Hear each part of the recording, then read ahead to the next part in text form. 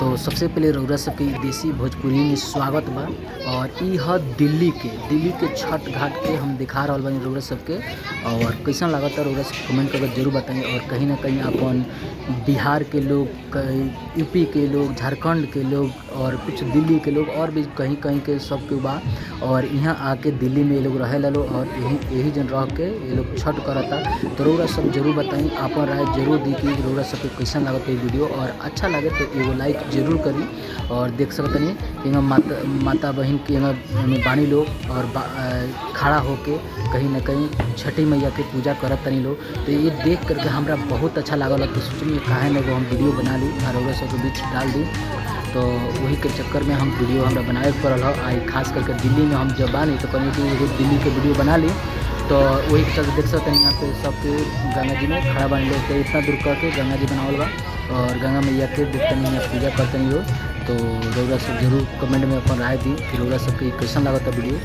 और देख सकते हैं यहाँ पर अर्घ दे रहल बानी लोग।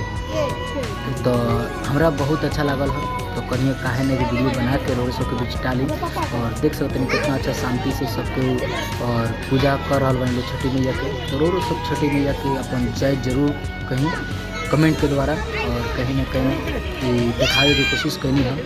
तो हमरा अच्छा लगल है। तो रउरा सब कहनी कि बीच जरूर रखी और फटाफट वही के चलते हमरा ये वीडियो भी डाले के पड़ल है।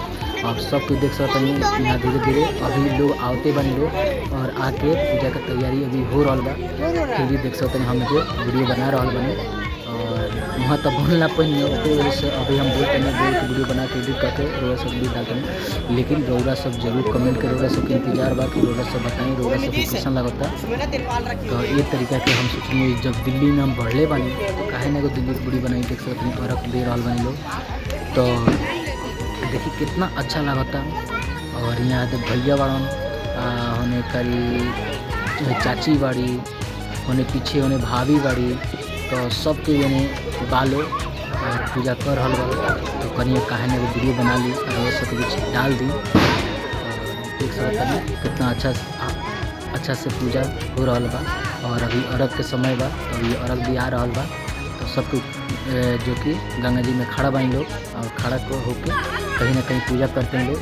ये बहुत अच्छा लगता है। लेकिन रउरा सब जरूर बताएं कमेंट में कि रउरा सबके छठ के वीडियो कैसन लगता है। फिर एको ले जा लिया आराम से पूजा हो रहा बा। तो रउरा सब हमारे संग बना रही।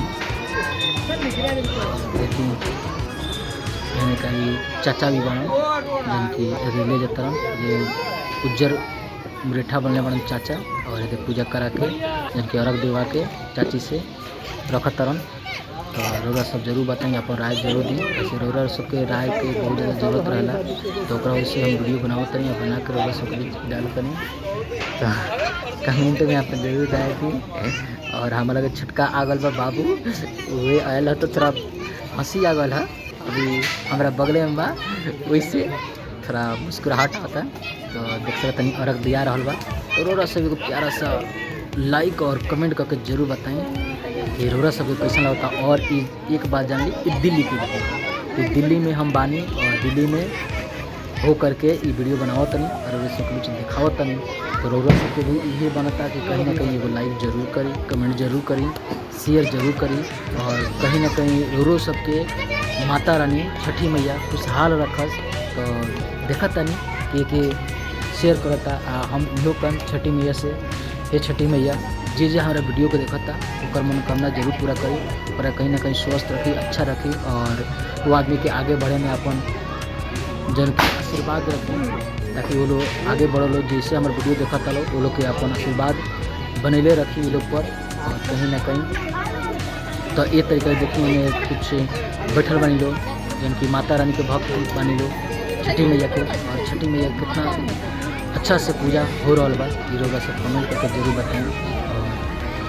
तो हम सोचता नहीं कि अब रउरा लोग से अब यहीं पर हम विदा लेता नहीं।